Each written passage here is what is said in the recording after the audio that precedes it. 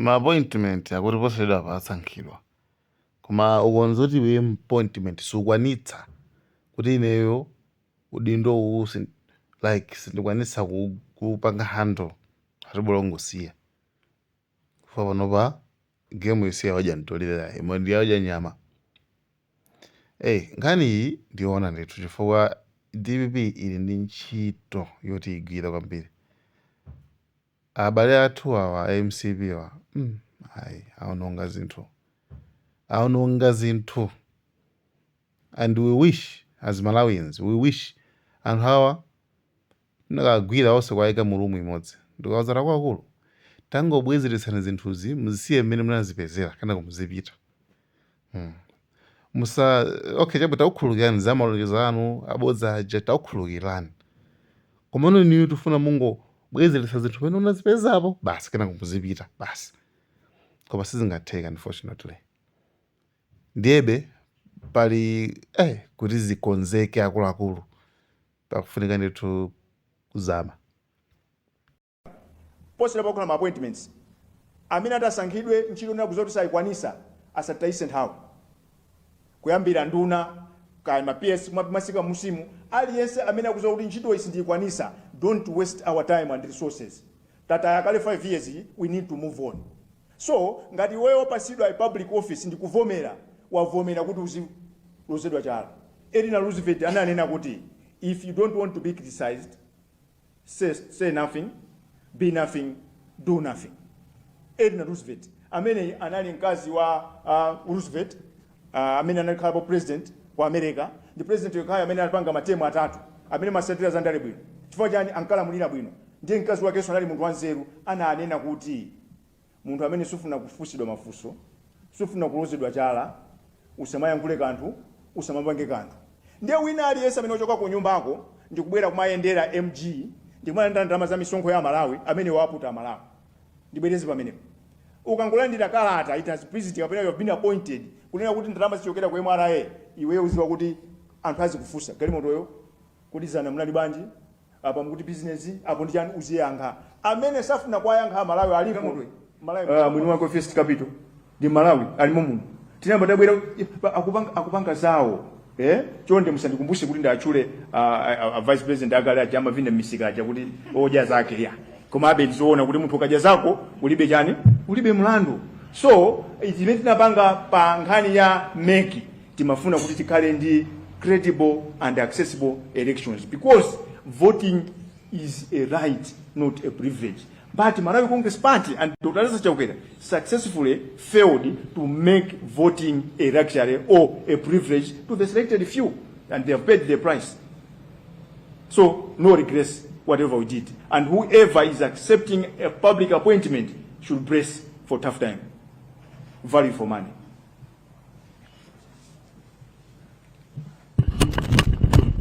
Ziko mkwambiri ni Austin Katunga kuchokera ku Mzati Radio and TV. Mwafusa a president amene akhale akulumbiritsidwa lowelukali Professor Mutharika kuti mwina masiku 60 akapereka ndithu masiku 30 kwa dziko lino. Mfundo imene ikudza pamenenso dziko lino wina sakudziwa kuti chuma sichikuyenda bwino lomwe mukuona kuti ngati dziko kapena boma ndithu kubweretsa ndondomeko imene sitiononga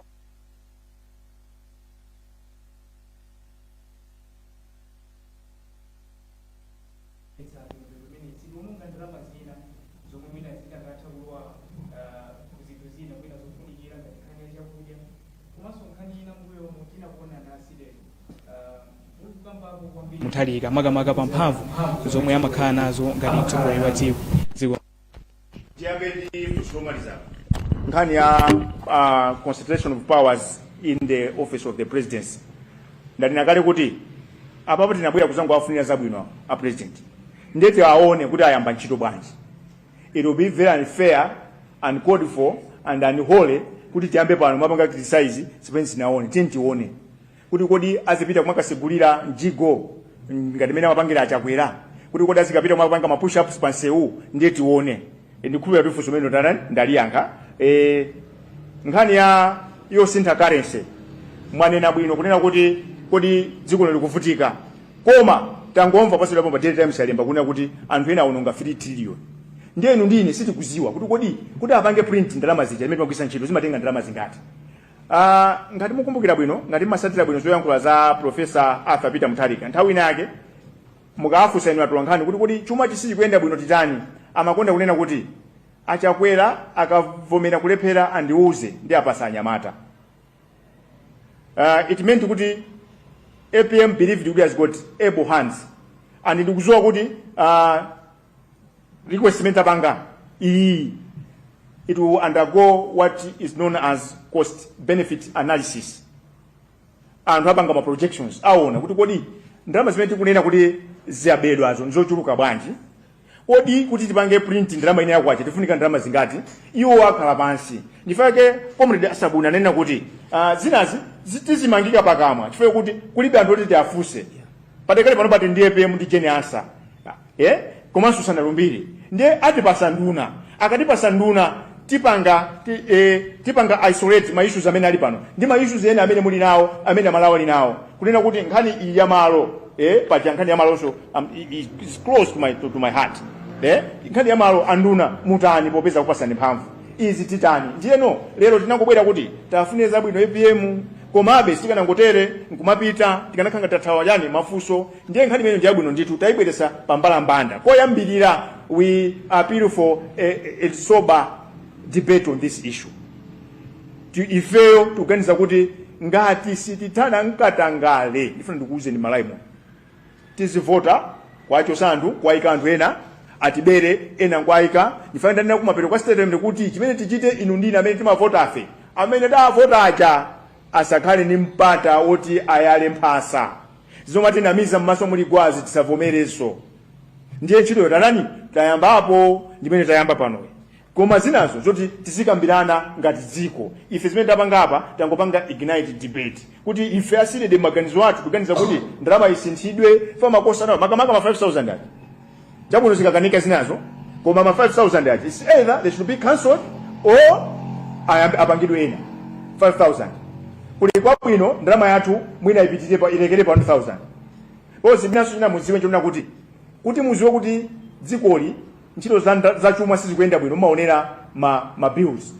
Mupite ngati ku America, I don't think kuti mukapezako kuti mukapeza 1000 US dollars kulibe. If I'm not mistaken mukapeza kuti ndi value yayikulu ndi $100. Kuti mupite ku China simukapeza 3000 yuan kulibe, mukapeza 100 yuan. Nde nimati mwina tipezere poso mwayi kuti mukazamva ziko kuna kuti tifuna tipange 10,000 munguzowa kuti anthu amenewo they are wasting the voters time. So amene anapanga ganizo ilili lobwesa 5,000 ni munthu olephera chati chiganizo cholephera. So ngati sitingakwanise kusintha kale sonseja, please 5,000 yokai isetha muipange cancel kapena mbwerise ina. Muda tisuma tikomera ntima ka 2,000 konso mwina ndalama ikhale iyi 1,000. Chifukwa APM amanena musabisa kangapo konse kunena kuti achakwera akavomera kuti zavuta mundilole ndapasa anyamatanga. Amadziwa kuti ali anyamata kuti ali nkuthekera. Alichikupiro tinacho kunena kuti mmene amapanga muchakuziwa kuti uyo ndikamuyika apa akapanga zinthu akakanka zinthu apa. Chinthu china pamenepo tineneponso kuti posankha anyamatawo muyang'anire mwanena kale meritija ioneke. Musayang'anire ife kuti awanda Namiwa amachokwera kwa Ndombole ine kwathu kwa Goliath ndi akhale Minister of Finance. Anamiwa sakuziwa kumene kusiyana kwa 16 ndi 41. Please tisabwereze nso zomatenga munthu oti sakuziwa kusiyana kwa 16 ndi 61 kumpasa Minister of Finance. If you don't have problems mutati mwachoka even musayangane ku parliament.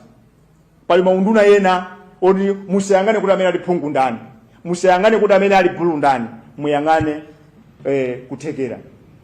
Makamaka ma critical positions ngati ku finance, agriculture. Sitifuna zipasana zinthu zoti tizisangala sana. Chifukwa amalawi awo sana vote kuti akusangalala. Amalawi anavota kuti ali njala. Amalawi amadya nsima, amalawi akufuna nsima. Mwina likalolo maliza kwina kuti cheze because we don't have all the time on air. Likalolo maliza isa tucheze one on one. We are bound by time. Chabwino na mimi. Ine ndi Sonkeleman kuchokera ku Mulimi Radio. Mbuyomu munabwerapo pano ndithu ndi anthu angapo ena ku 54 ena ku Balaka kufotokoza ndithu za mavuto awo. komano ndi kusintha kwa boma maofesi mu zambiri zimasintha. Mwina muonetsetsa bwanji kuti zimene zija mukuzilondolozanso kuti anthu ajawo chilungamo chake chipezeke.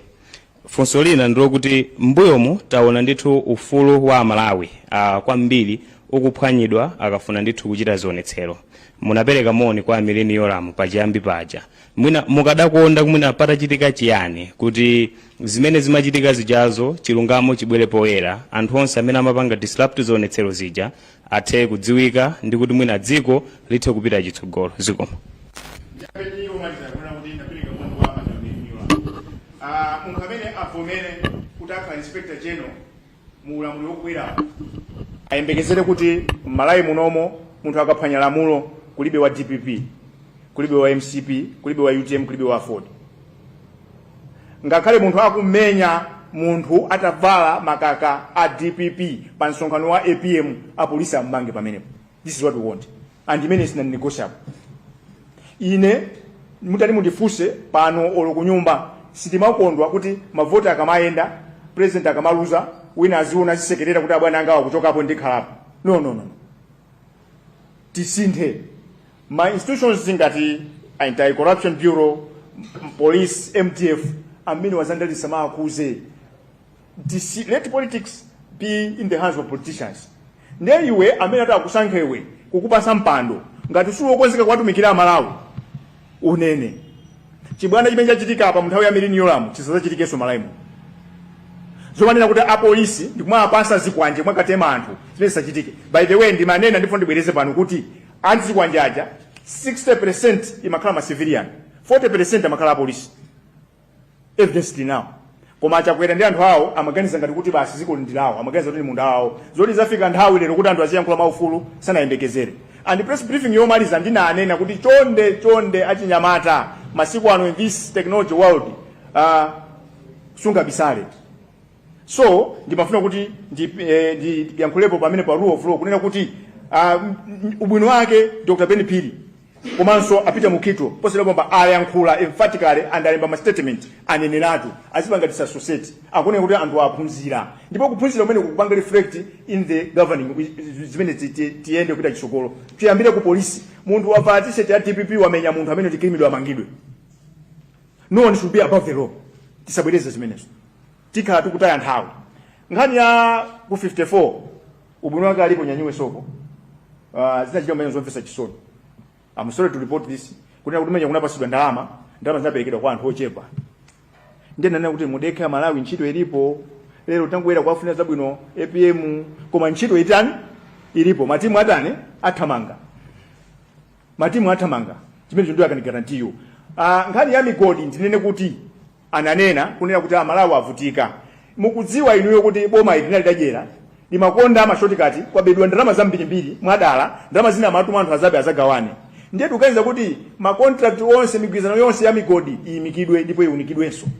Chifukwa anthu mabanga zozikonda za mabanja awo. Ndiye tukuzowa kuti anthu avutika nkhani zonse zimene tinapanga zonse tizipanga follow up. Ifa ndina kuti ndili pano sindikusunda. Right. Dine Christopher Kamanga kuchokera ku Voice of Livingstone Radio. Kakaya kuti section 8 subsection 4 komanso 5 imapereka mphamvu kwa mtsogoleri wa dziko kuti atha kusankha wachiwiri wa president komanso second vice president. Komanso taona kumbuyo kuti mpando umenewo wa even first vice president sumagwiritsidwa ntchito bwinobwino chifukwa kuti ulibe malamulo okhazikika. Maduties zonse they are delegated. And since 1994 akaka nkoyamba kuti tionenso kuti pakubwera second vice president panopo tikukamba kuti dziko lino chuma sichikuyenda bwino. And there is debate kunena kuti mpando umene wa second vice president it can be another way of wasting resources. Nimafuna ndimve kuchokera kwa inu kuti what's your take on the position of second vice president? Tibwerezenso kuti msonkhano wathu wankhani uno tinabwera kuzafunira zabwino APM. Mafunso amene ayankhidwa side disima zemba funso. Yeti imene ndi debate nsuso umene akambira na Malawi. Democracy timayendera majority. Ifanana kuti achakwera choka pampando osati kuti palibe wavotera atu ya. Analipo anthu 1.7 amene amafuna kube kuti tizigonabe padani pa line amafuna beti zigona ninjala azikwanja amafuna ndiye democracy imeneyo ndiye anthu tikakambirana timaona kuti kodi amalawi ambiri agonera uku ndiye chiganizo chimene chimatengedwa kukhala ngati chiganizo. That's the beauty of democracy. Ndiye debate imeneyo tikuthokoza ilipo, koma lero mutilole kaye mulalo umawoloka ukaupeza tipeze bridge yo ndiye tikayiwoloka tiyamba kuyankhulana. So mundilole tisunge andi tikatero mutilole tiseke chifukwa zione kuti mafunso alipo ambiri koma zione kuti mafunso tikufunsa nsogolo. Tikufunsa mafunso nsogolo koma we cannot blame you.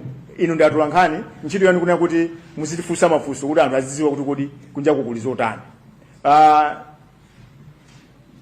Alipo ali ndi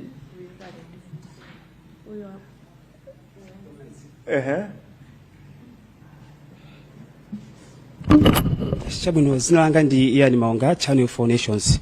Mbuyo kunachitika ngozi ya ndege ndipo kunatuluka ripoti. Leronso mkumano mukambapo kuti Mutharika azapangeso ripoti lina apange kafukufuku wina. Bafuna nitadziwa ngati sideli kuti mwina you are not satisfied ndi ripoti imene inatuluka lija, or do you feel kuti mwina panali conspiracy pa zimene zachitika? Ndinanena mwina mangoyiwala nditanena kuti zimene anapanga Malawi amene aja anali mu commissionate anatilakwira. Ndibwereze pano ma commissioners onse amene ali mu commission imene anatilakwira. Ino ni mboni kuti chinakomera chakwera kundisankha kuti ndikhale nawo natuluka.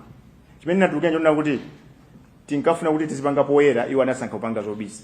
Ndiye mukukumbukira kuti atatusa report lawo lija tinanena kuti izi ndi ndowe za report. It was a sham of a report. In fact, ngopanga manyazi, koma I want to say that those people should be arrested. All those that were party to that because they lied under oath. Ndikuti mwandika kamiza, sili mafuna kufika umene koko. Those people, my commissioners said they should be arrested. They lied under oath. They took us for granted. Evidence yake mkwiziwa. Dodaza sijakwera anane inaoka. BICC kuti yani. Ineso ndinja. Ndili mafusu. Mai Madam Mary Chilima ada anena aso kuti ngakhale report yatuluka koma ndili mafuso achakwera ada avomera akanakhala kuti those commissioners, that commission did a good job to this country. Bweza achakwera sakananena kuti ja naneso ndili mafuso zoda achakwera ada ndakuti also ali mafuso report yatuluka ndikunama. This is why I'm saying kuti Malawians we wasted 5 years. Tinali ndi anthu amene samalemekeza office ya mtsogoleri wa dziko lino. Choncho APM mukalumbira tikubasana masiku awiri atatu mutchule commission ina anthu aziwe kuti chinachitika ndi chani, anthu ali mafuso. Nkhani manager misonzi sizauma kufikira Amalawi atamva chenicheni. Zikomo kwambiri. Tabwera pano kale nthawi imene tinali nayo tayipitiriza koma mwina mboni ndinu si vuto la ife ndi vuto la Amalawi. Faini mumayimirira Amalawi. Ndikakuloza ni chala ngati atolankhani ndikulakwirani chifukwa mumafunsa mafunso osati kuti mukufuna inu mupindule ayi koma Amalawi eni yake apindule. Ndiye facha chimenecho mundilole kunena kuti ife tinabwera pano kuti tafune zabwino President Arthur Peter Mutharika ndi achiwiri wawo Dr. Jane Ansa ndi uthenga unena kuti you don't have the luxury or the honeymoon, you should hit the ground running. Thank you very much for your kind attention. Kuchali chikwatu manena kuti mukalalike zimene mwazimva ine ndikuzani kuti mukalembe zimene zanena pano. Zikomo kwambiri tipitiza kucheza koma tinayamba zonse ndi pemphero ndimafuna mundilole kuti tiseke zonsenso ndi pemphero. Zikomo kwambiri.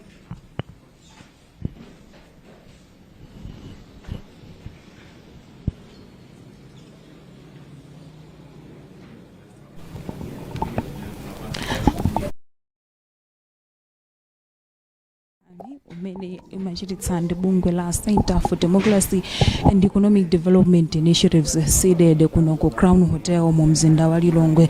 Mwazina mkulu wa bungwe limene la Sylvester Namiwa apempha Arthur Peter Mutharika amene angosankhidwa kumene kukhala mtsogoleri wa dziko lino pa chisankho chomwe Amalawi tinali nacho pa 16 September kuti achite machapwe kukonza mavuto amene Amalawi akukumana nawo monga kusowa kwa shuga komanso chimanga.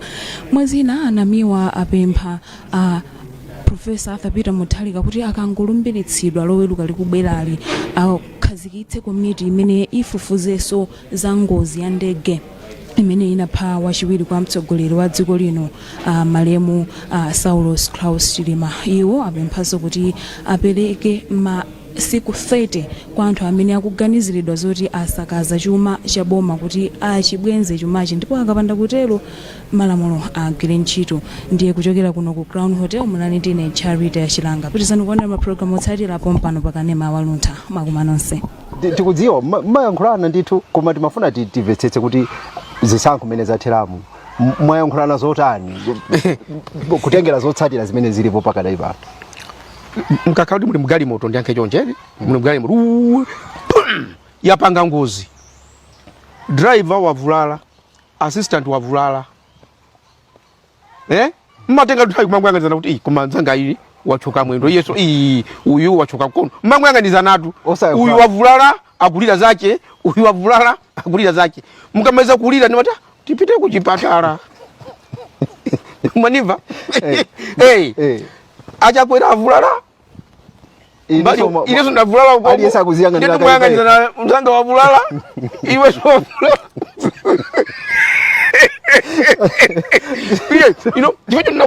You know what? Let's be serious. Ngani wachenjezeratu kuntima ikupha. Ngani is about saving Malawians. When I say achakwera vulala ndikuti aluza. Ineso ndatani? Ndaluza. Koma it doesn't mean kunena kuti ndife adani. Ndilankuleso ngati munthu opemphera. When everything is said and done, tikaluwa kumwamba. Chifukwa choti nakuti aliyense pa mtsogoleri pogwirira ntchito anthu